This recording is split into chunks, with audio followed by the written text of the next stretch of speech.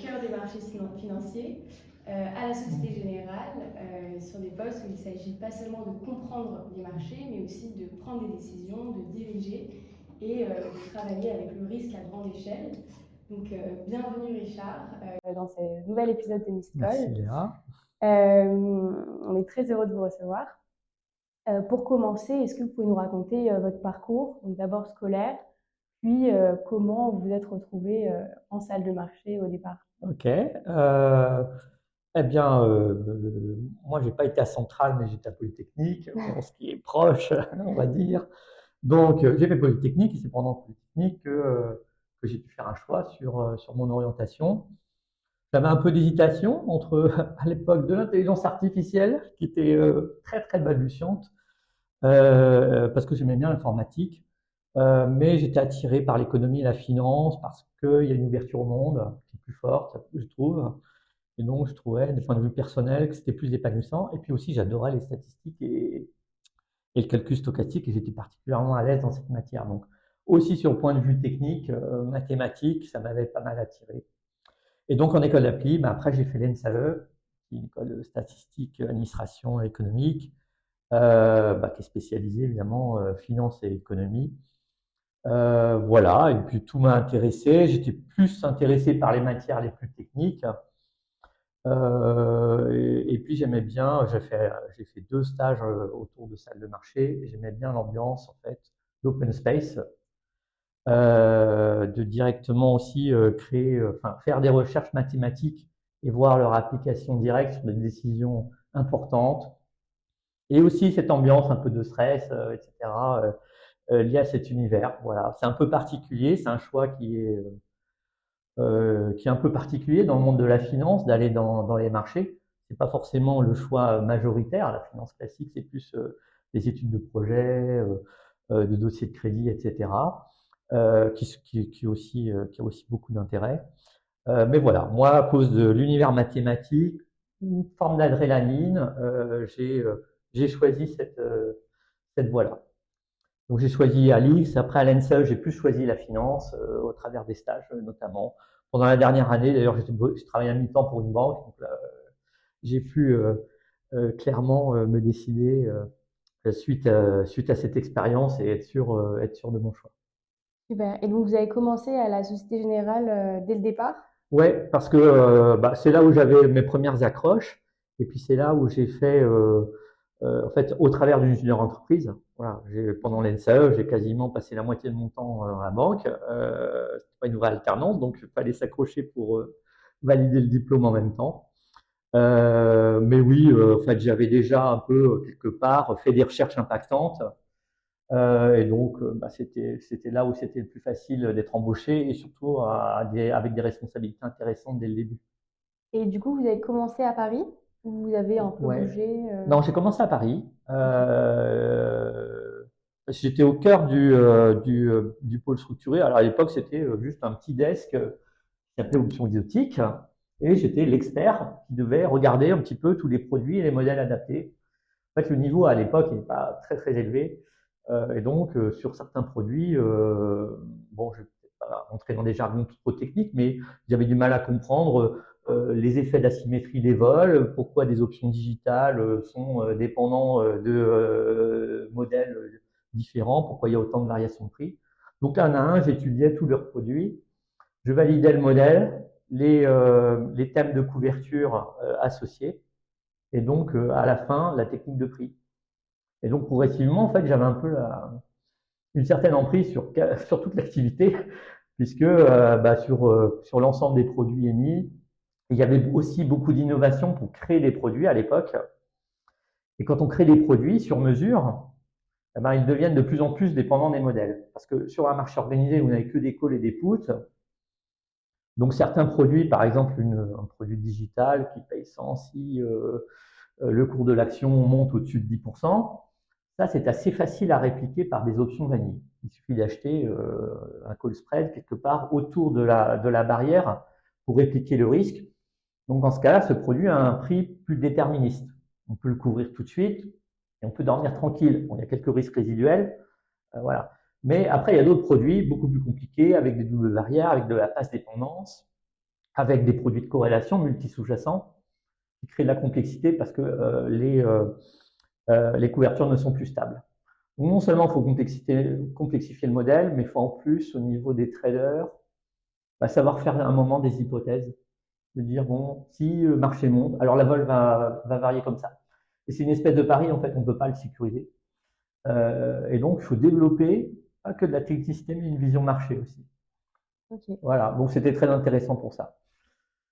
Voilà. Et donc, Oui. sur ces produits-là, j'imagine que vous étiez beaucoup d'ingénieurs, ou est-ce qu'il y en avait moins, par exemple, qu'aujourd'hui? Non, il y en avait beaucoup moins. Ok. Non, j'étais assez précurseur sans être trop prétentieux. Donc, c'était très peu développé. En gros, les traders utilisaient Black-Scholes, voyaient pas trop l'intérêt de sortir de ça. Et voilà, il fallait même expliquer que pourquoi un produit à barrière, il fallait pas appliquer un modèle Black-Scholes, mais qu'il fallait une vol variable parce que ça change radicalement le prix.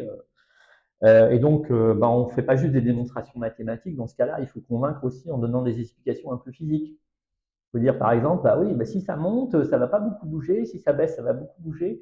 Et tu vois, dans le comportement du produit, ça va être plus favorable ou plus défavorable au client suivant ce cas de figure. Par exemple, sur une option digitale, on peut dire, si ça monte, ça reste bloqué. Si ça baisse, ça va être très volatile. Donc, au fond, le produit digital, il vaut plus que 50%, même si c'est une option pile ou face à la monnaie. Voilà, à cause de cette asymétrie. Et il faut expliquer aux gens ça parce qu'il faut convaincre après les traders de l'adopter. Même si on a raison mathématiquement, il faut après convaincre les centres de décision. Pour faire un pont quand même entre le niveau, être juste un mathématicien expert et quant, et être proche, enfin faire avoir de l'empathie pour des traders qui prennent des décisions. Et alors justement, quand vous sortiez d'école, vous avez ce côté très théorique et mathématique. Ouais. Comment vous avez vécu la transition de la théorie à l'application quand il y avait du risque derrière? Est-ce que ça a été immédiat pour vous? Ça a été plutôt, oui, parce que je pense que j'avais déjà un caractère qui était plus proche des traders. Okay. Donc, par rapport aux autres quants, qui faisaient des recherches intéressantes, ils parlaient parfois un langage pas commun et il y avait parfois des modèles qui restaient comme ça dans les placards. Bon, moi, tout ce que j'avais un peu compris ça, donc je me suis assis à côté des traders en fait, et sans arrêt essayer de comprendre c'est quoi tes problèmes, c'est quoi ton enjeu, est-ce que tu comprends ceci, est-ce que tu comprends cela. Donc je faisais mes recherches à côté d'eux en fait, pas dans des salles isolées, et je trouvais que c'était plus efficace. Okay. Donc c'est comme ça que j'ai pu, voilà. Après j'ai eu la responsabilité justement de ces recherches sur les stratégies de couverture et les applications de modèles. Et puis après, au bout de 2 ans, j'ai recruté quelqu'un qui était très fort côté quant. Et je lui ai laissé la main parce que moi, je voulais basculer côté trading pour prendre moi-même les décisions et m'occuper de book moi-même. Parce que même si j'aimais les mathématiques, je n'étais pas un amoureux fou de la recherche pour autant. Je voulais aussi faire du concret, faire du transactionnel, prendre des décisions. Voilà. Est-ce que vous pensez que ce côté, enfin ces premières années du coup en quant plutôt recherche, ça vous a aidé ensuite dans votre carrière de trader? Oui, bien sûr, bien sûr. C'est un chemin classique à l'époque, mais je pense que ça l'est toujours.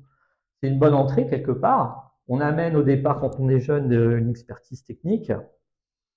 Et puis après, on s'intègre quelque part pour dire, voilà, maintenant, en fait, la vraie vie, c'est de prendre des décisions aussi, en s'appuyant sur des modèles existants. Et puis après, chacun fait ses choix. Il y en a qui restent côté technique, il y en a qui vont un peu côté informatique et qui ont quand même des compétences de modèles importantes, voilà, sur les développements de modèles. Ce sont des bons experts aussi. Il y en a qui s'orientent côté risque. Les gens des risques doivent challenger les modèles et donc il faut aussi des compétences techniques. Et puis il y en a qui vont côté trading. Bon, j'ai fait un certain choix là-dessus. Oui, ça aide. Et voilà, je dirais au bout de 2-3 ans, il faut savoir à un moment s'orienter. Après, c'est un choix un peu particulier, parce que quand vous rentrez dans ce genre de monde, vous construisez un CV qui n'est pas tout à fait classique. C'est-à-dire que vous restez dans un univers très spécialisé de marché. Voilà, vous pouvez avoir différents métiers au sein des salles des marchés, mais il faut avoir conscience que c'est un univers fermé, qui est un univers un peu dur aussi, c'est-à-dire que vous avez des bons résultats, on vous récompense, vous avez des mauvais résultats, bon, voilà, vous n'avez pas de bonus, voire vous pouvez être remis en question. Et parfois, c'est une question de réussite ou de chance ou de confiance. Voilà, même si on a raison sur le modèle ou la théorie, quelque part. Parfois, on peut prendre une bonne décision et ne pas avoir de chance parce que le marché c'est quelque chose d'inattendu. Et bon, voilà, c'est quand même beaucoup sur le résultat qu'on vous juge. Donc, il faut accepter aussi cet aléa, en fait, dans votre destin. Alors, c'est très intéressant parce que vous avez eu en fait les deux visions, à la fois votre vision que vous racontez de trader jeune sur un desk, et vous avez aussi dirigé des équipes. Oui. Donc, vous avez vu ces deux côtés. Oui. Vous y avez partiellement répondu, mais selon vous, qu'est-ce qui fait la différence entre deux traders, ou juniors en tout cas, qui sont techniquement bons? Qu'est-ce qui fait la différence entre quelqu'un de bon et quelqu'un qui va faire vraiment une belle carrière? Je ne sais pas si...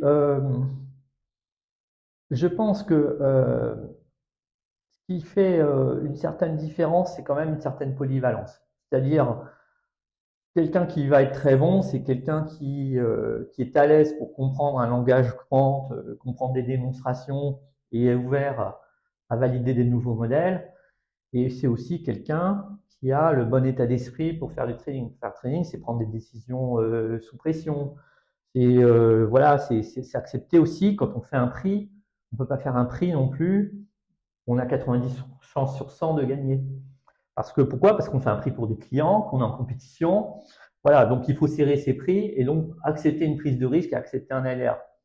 Donc il faut avoir cette capacité à accepter ça et à prendre ses décisions. Et il faut avoir aussi, je dirais, la dernière qualité, c'est d'avoir une aptitude commerciale. Si on veut être le trader parfait, en fait, il faut être orienté business. Enfin, surtout dans les activités dont on cheat, c'est-à-dire les produits structurés, qui sont ce qui attire en général le plus les étudiants qui sont ingénieurs.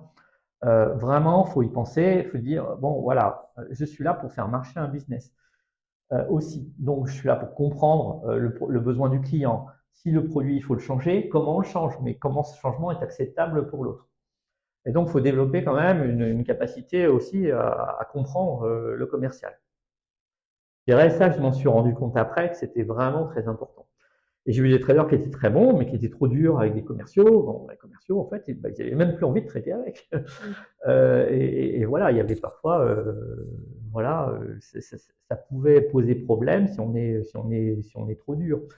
Il faut trouver le bon temps, parce qu'il faut aussi mettre ses lignes rouges, ce qui est acceptable, ce qui n'est pas acceptable, mais il faut quand même être pro-business. Super. Donc ça, c'est une qualité que vous avez développée assez On doit développer consciemment. ça, on doit développer une aptitude quantitative, on doit développer une capacité à gérer sous stress et une capacité commerciale. Voilà, après, c'est un peu le mouton à 5 pattes, parfois on n'est pas parfait, mais idéalement, il faut, un trader augmenté doit avoir un petit peu cet ensemble de qualités. D'ailleurs, je dirais, même s'il traite en flux, c'est-à-dire il y a des traders, il y a différents métiers de trading, le trading flux, par exemple, c'est du trading plus intensif, hein. On doit coter sur des produits qui sont déjà standardisés. Là, on doit faire des codes très serrés, on doit développer des systèmes. Donc là, il y a plus de compétences informatiques à développer. Vous voyez, il y a un peu de compétences commerciales, mais c'est un peu moins important. Ceci dit, bon, on a des relais commerciaux quand même quand on fait ce genre d'activité, donc il faut aussi avoir un petit sens business. Mais voilà, suivant différentes activités de trading, il y a besoin de qualité un petit peu, qui peut varier un petit peu. Ok. Et du coup, vous avez fait toute votre carrière à la Société Générale, Oui. en banque.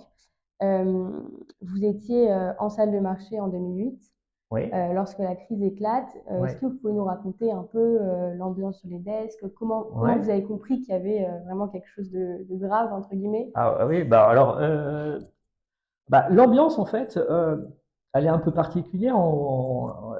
Bon, pour nous, en 2008, déjà en 2008, on a eu deux événements. On a eu Kerviel et on a eu la crise des subprimes, en fait. À la crise de subprime, il y a des alertes dès 2007, mais dans les activités de trading, quelque part, on avait encore la fleur au fusil, on ne se rendait pas compte, mais on nous donnait des signaux indiquant attention, il y a des papiers titrisés immobiliers qui se traitent par milliards, par centaines de milliards, qui ont des faux modèles et il va y avoir une crise de liquidité. Mais les marchés continuaient de monter avec une vol assez faible, un petit peu tranquille. Mais bon, on prenait au sérieux ces signaux d'alerte. Donc on commençait un peu à protéger nos activités en disant bon, il y a un orage qui va venir à un moment, on ne sait pas exactement quand. Mais je pense que c'est dès début 2008 on s'y est mis. Mais bon, début 2008, nous on a subi un autre événement, c'était Kerviel. Alors Kerviel, je ne le connaissais pas. Il était assez discret, il était très peu connu de la banque. Je connaissais sa ligne hiérarchique par contre. Donc moi, j'ai rien vu venir. Ce que je peux dire, c'est qu'il y avait une période d'embellie, c'est-à-dire qu'on était en plein développement, on a fait x10 partout en 10 ans. Donc il y a une période de croissance extrêmement forte et il y avait sans doute pas assez d'attention globalement dans le management et en particulier dans l'activité qu'a géré Kerviel, il n'y avait pas assez d'attention sur la protection du risque opérationnel et du risque de fraude. Là, c'est une fraude. C'est-à-dire que, bon, moi j'ai trouvé ça aberrant quand je l'ai appris. Je ne l'ai pas appris, moi j'ai vu des signaux à un moment pendant 3 jours, je ne voyais plus mes managers, alors que les marchés là commençaient à plonger justement par la vente des actifs de Kerviel, et je ne comprenais pas trop ce qui se passait. J'ai cru qu'il y avait une OPA ou quelque chose comme ça, mais j'étais à 10 milieux d'imaginer que quelqu'un avait fait une fraude pour faire perdre 5 millions à la banque. 5 milliards, pardon. Donc ça, c'était assez incompréhensible. Et c'était assez étonnant pour moi qu'il n'y avait pas un garde-fou pour empêcher quelqu'un juste de traiter plusieurs dizaines de milliards tout seul, quoi. Et alors, voilà. Donc j'étais assez surpris et en même temps, je me dis, bah ouais, mais en fait, parfois il y a des erreurs monumentales qui sont traitées même dans des activités. Comme ça, je pense que l'activité était vraiment forte croissance, au fond assez jeune, et au fond, peut-être en faisant un peu trop confiance aux gens, quoi. Voilà. Et en fait, faut protéger. Et alors justement, Ouais. une affaire comme ça, Ouais. l'après dans la Ouais. banque, est-ce qu'il y a, enfin j'imagine qu'il y a beaucoup de choses qui ont Oui, changé, oui. même dans la manière de faire confiance à ces équipes, puisqu'après vous avez dirigé des équipes. Oui, donc, oui. Après, en fait, juste après, et c'est pas que chez nous, c'était une déflagration totale. Effectivement, ça a renforcé énormément les contrôles, mais à tous les niveaux, c'est-à-dire même pas simplement sur les exécutions, sur la génération de produits, sur les méthodes de couverture, sur tous les risques opérationnels. On avait des processus beaucoup plus longs et beaucoup plus lourds qui se sont mis en place parce que voilà, il y avait un peu la peur de la récidive ou que quelque chose d'autre arrive. Il fallait maintenant avoir le meilleur back-office du monde. Et donc, ça a renforcé énormément le côté back-office et le côté risque. Bon, au point que c'est devenu un peu bureaucratique aussi, un petit peu lourd. Voilà, on y est encore un petit peu. On ne travaillait plus maintenant dans une confiance. On développe une activité, on verra après, on te contrôlera si tu as des gros résultats. Maintenant, on contrôle tout, même une activité qui a un petit résultat, puisque c'était le cas de Kerviel, il faut tout scruter. Donc, ça a augmenté considérablement le nombre d'indicateurs. Et puis, alors après, pendant cette même année, il y a eu la crise de Lehman. Donc, on était dans ce contexte un petit peu de parano interne, etc. Et puis, bon, on commençait quand même à voir les choses venir sur la crise de marché. Il y a eu les décisions quand même qui a été terrible de laisser Lehman faire faillite et donc après créer une grosse crise de marché, crise assez vraiment unique, énorme crise de liquidité, les gens voulaient plus se prêter, il y a des variations énormes. Du jour au lendemain, Morgan Stanley qui varie de 80%. Voilà, il y a des variations extrêmement violentes de cours parce que on disait tout d'un coup, une boîte, une société peut se faire couper le robinet sur sa trésorerie. Or, on a énormément de volume de trésorerie. Et donc, ces crises de confiance, c'est pas l'unique fois où il y a eu des crises de liquidité, mais elle était particulièrement violente, évidemment. Quand il y a eu tout ça, il y a eu une remise en question un peu globale. On devait faire maintenant des produits moins risqués, des procédures plus importantes pour valider des produits. Voilà, et puis davantage de limites sur le bilan, sur la trésorerie. Fallait contrôler, bon voilà, pas juste son PNL et son indicateur de risque, mais combien on traitait de futurs, combien on traitait d'actions, combien on générait de bilan. Et on faisait des scénarios beaucoup plus, parfois, qui paraissaient irréalistes. On dit, bah voilà, parfois les choses irréalistes arrivent, donc on a rajouté beaucoup de scénarios au risque. Et côté régulateur, il y a eu le ton s'est durci aussi pour limiter les possibilités de créer plein de produits nouveaux. Donc ça a créé aussi un impact aussi sur les produits structurés pour limiter la création de produits, évidemment sur les produits de crédit, parce qu'à la base aussi, il y a eu trop d'innovations, parfois sans valeur ajoutée pour les gens, pour l'écosystème. Et donc, certains des produits ont été supprimés du marché. Okay. Et vous, personnellement, Ouais. après 2008, est-ce que ça a changé un peu votre manière de voir le métier, votre manière de traiter, etc. Un peu, oui. Bah oui, parce qu'il fallait… maintenant, il ne fallait pas juste convaincre son manager, il fallait convaincre tout le haut management de la banque quand on voulait soutenir ou développer une activité. Donc, chaque activité était scrutée. Il fallait donner sa raison d'être et il fallait indiquer sa stratégie en termes de bilan, en termes de modèle, en termes de risque catastrophe, etc. Donc, activité par activité, tout a été recadré. Moi, à ce moment-là, j'avais des fonctions quand même qui commençaient à s'élever. J'étais responsable de l'ensemble des structurés. Enfin, quand il y a eu Kerviel, j'étais un moment, pendant 1 an, responsable adjoint du trading. Il y a eu toute une chaîne hiérarchique. Donc, moi, j'ai pris quelques responsabilités sur le trading global. On a eu la crise 2008 à gérer. Il a fallu éliminer les produits les plus risqués. Et ensuite, j'ai eu en charge les produits structurés dans leur ensemble. Et là, il y avait du nettoyage à faire, notamment côté fixed income, donc sur les produits de crédit toxiques. Certains produits de taux aussi qui avaient un ratio de risque sur rendement peu acceptable. Donc, c'était l'occasion aussi de faire une refonte assez importante de ces modèles. Non seulement, mais ça allait bien au-delà, évidemment, des produits sur crédit immobilier. Donc, sur l'ensemble des produits structurés, il fallait éviter des risques beaucoup trop importants par rapport au modèle ou au sous-jacent. Il fallait que les produits aient une bonne raison d'être. Okay. Voilà. Le défaut, par exemple, qu'il y a eu sur les subprimes, c'est quoi? C'est en fait, on a créé des titres sur des prêts immobiliers pourris, et puis au bout de la chaîne, les gens qui achètent le risque et le papier ne sont même pas en face de ceux qui empruntent. Et donc, comme ces produits étaient ratés, il y a tout un tas d'intermédiaires qui ont refilé le bébé, et puis à la fin, quelqu'un achète un papier réputé triple A, et il ne comprend même pas ce qu'il fait. Voilà, donc c'est tout ça qu'il a fallu retravailler.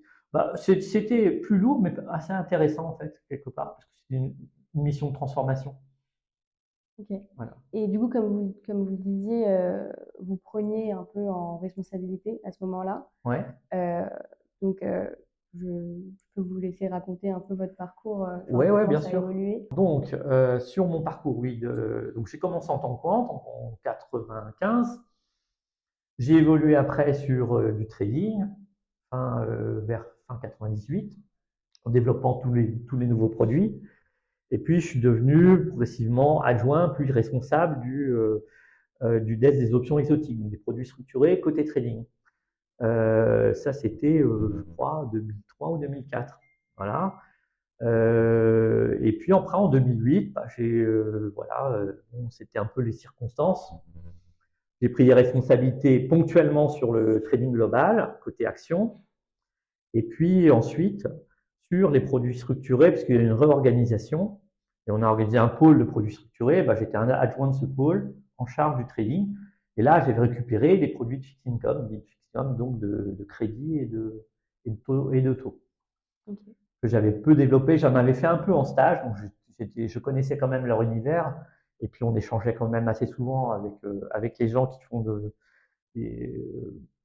étaient de l'autre côté, parce que les échanges quantitatifs sur les modèles, etc., sur les expériences trading étaient intéressantes.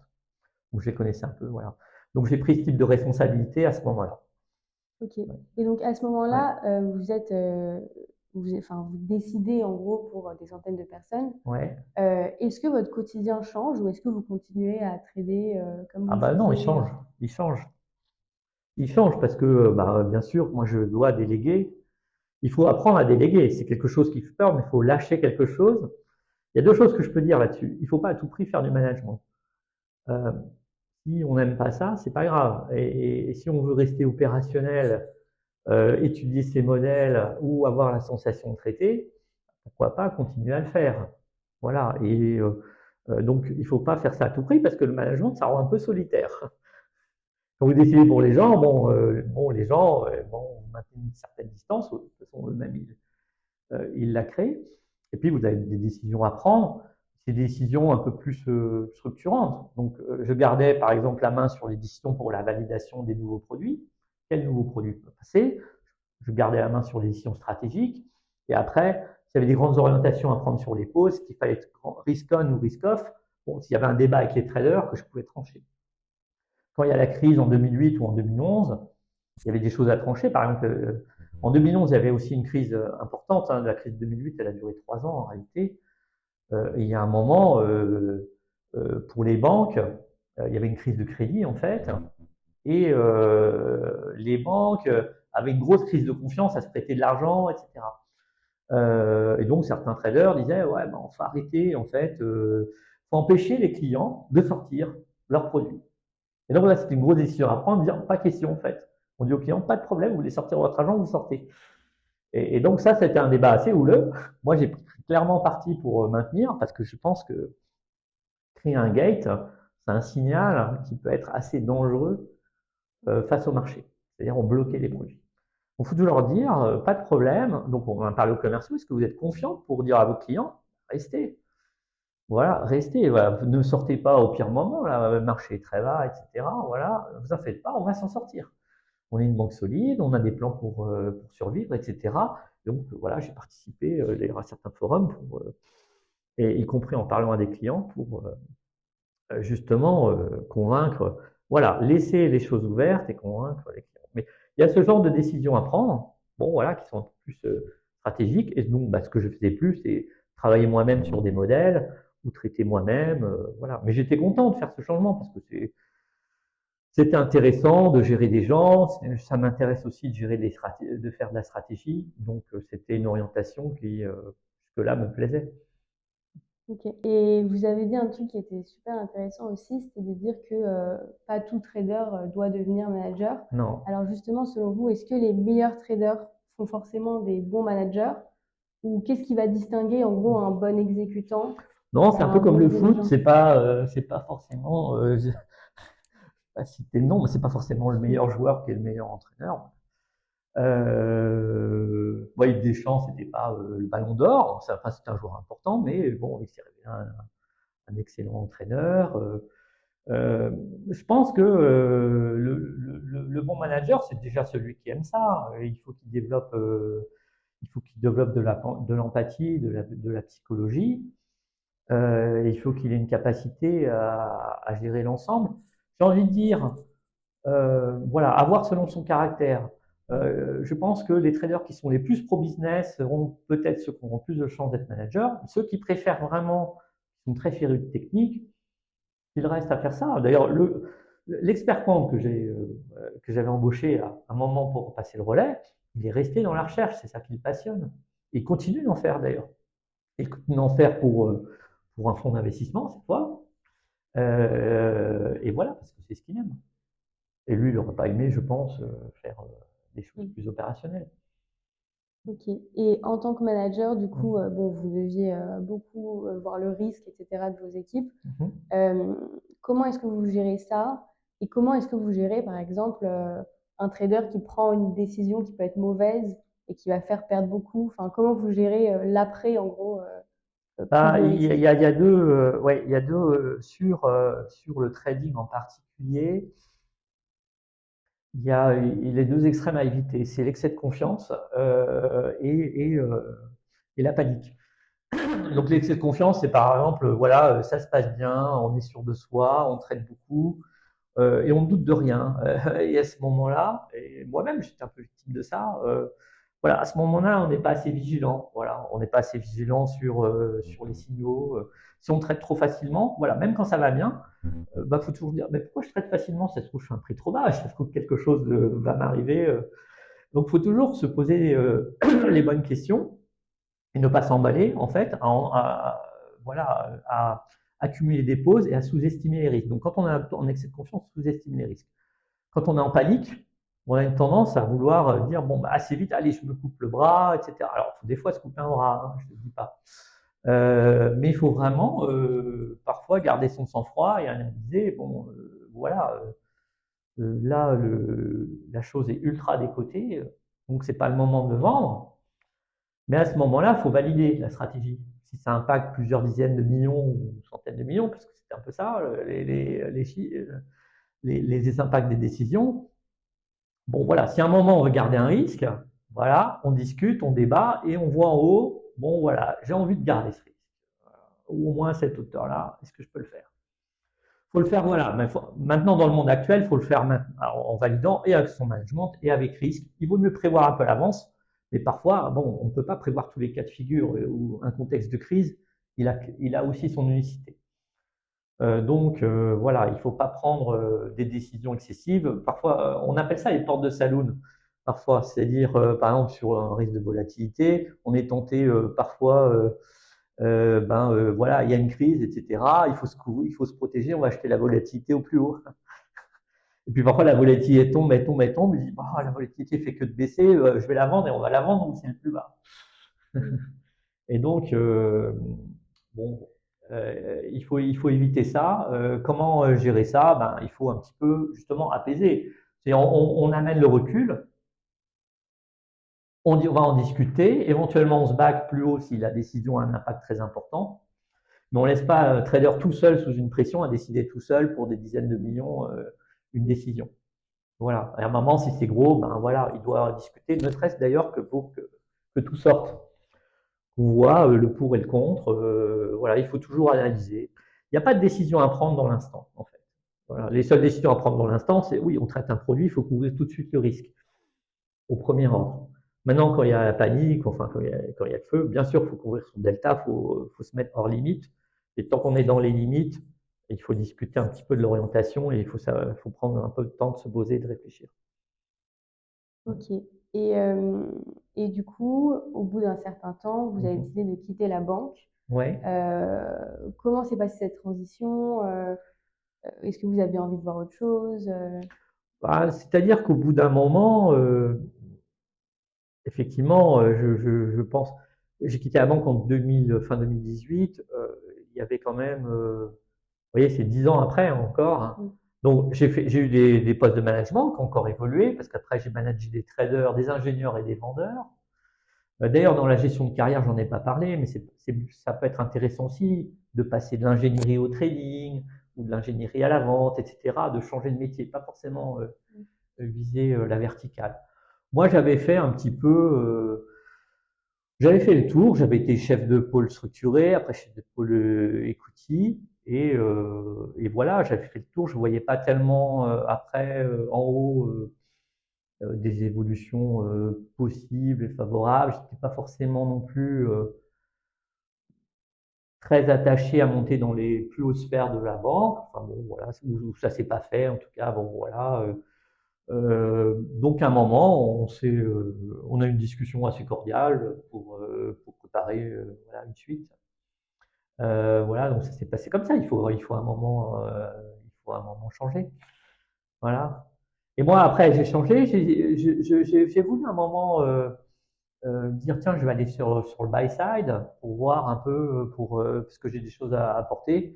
Il y a eu assez rapidement, en fait, quelques tensions de marché, notamment le Covid, qui a un petit peu, qui n'a pas rendu possible le fait de défendre une stratégie de dérivés, du développement de stratégies de dérivés dans des fonds d'investissement.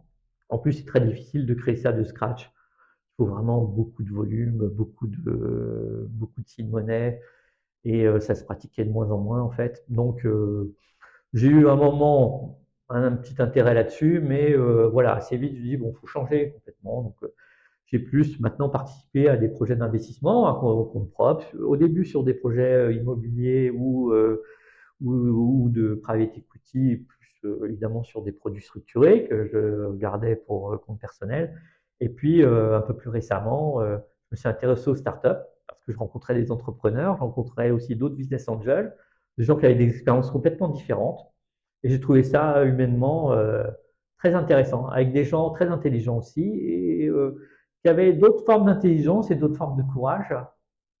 Voilà, j'ai eu la chance en fait dans l'activité de marché de rencontrer des gens très intelligents, et donc ça me manquait un petit peu. Et je trouvais que dans l'entrepreneuriat et autour du business angel, je rencontre à nouveau des gens qui ont été brillants, qui sont à un stade aussi où ils veulent en partie redonner. Donc c'est aussi ça l'intérêt, le sens pour moi. C'est que c'est un moment, bon voilà, quelque chose m'a profité. En faisant ça, je redonne un petit peu, quoi, à ma façon. Et qu'est-ce que vous retenez de vos années en salle de marché qui vous servent encore aujourd'hui dans ces nouvelles activités? Ah bah je retiens plein de choses. J'ai une expérience intellectuelle très forte, voilà, pendant les 25 ans, je dirais. Pourquoi? Parce que c'est un univers quantitatif différent. Il y a toujours des questions à se poser, toujours des recherches à faire, des virages à prendre. J'ai trouvé que c'était un monde très stimulant. Il y a de la création de produits, il y a de l'adaptation à faire. C'est une forte stimulation intellectuelle. Le monde d'open space, c'est aussi des interactions diverses, directes avec des gens. Donc j'ai appris bien sûr à négocier, j'ai appris à manager, j'ai appris à négocier, j'ai appris à décider de sang-froid. Enfin, ça, j'avais cette aptitude, je pense, assez naturelle en fait. C'était plutôt justement déjà plus fort que la moyenne sur ce genre de choses. Mais bien sûr, on le développe, quoi. On développe donc cette capacité à prendre des décisions rapides, à ne pas avoir peur des risques. Pas avoir peur des risques, ça ne veut pas dire foncer tête baissée non plus, c'est-à-dire c'est réfléchir et les assumer, et les prendre et les assumer. Voilà, j'ai développé en fait, oui, des hard skills, mais aussi des soft skills, quoi. Voilà, forcément, parce que j'ai eu ces expériences managériales et de décision sous pression notamment. Donc tout ça, ça me reste, ça m'est encore utile. Ok. Et est-ce que parfois, justement, cette pression, cette adrénaline des marchés, ça vous manque? Ouais, Est-ce bien qu'il sûr. faut la retrouver autre part? Bah, je la retrouve quand je prends quelques risques en investissant sur des boîtes, c'est extrêmement risqué. Euh, mais pas au même rythme, puisque c'est beaucoup plus lent, hein. Les process d'investissement sont plus long terme. Sur les marchés, vous êtes parfois surpris par un orage, une crise qui arrive, une guerre, enfin, quelque chose. Et là, vous devez tout de suite vous adapter à une situation. Oui, parfois ça me manque, mais bon, voilà, j'ai envie de dire, c'est la vie. Je m'intéresse toujours, on échange, je suis toujours en contact avec des anciens de la banque et des gens qui y sont encore. Et on échange avec plaisir sur l'activité des marchés.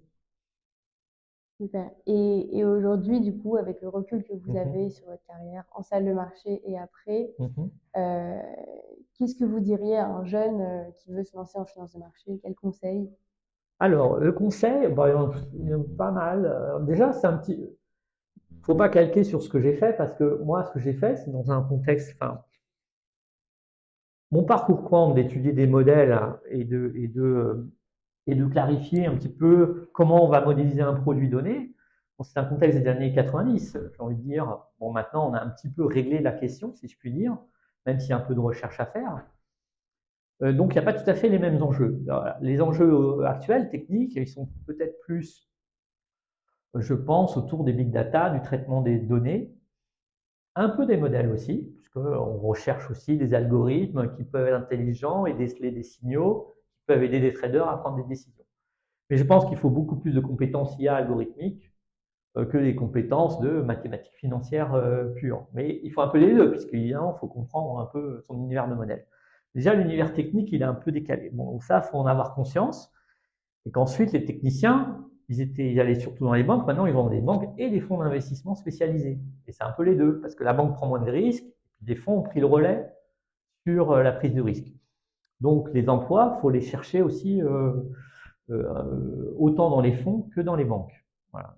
Ensuite, il y a plusieurs types de métiers et il faut y réfléchir. Il y a le trading, bien sûr, mais il y a l'ingénierie financière, il y a les divisions des risques, ou il y a la partie commerciale. Et quand vous êtes étudiant centralien et ingénieur, les trois sont possibles. Voilà. Avec des types d'ouverture différents.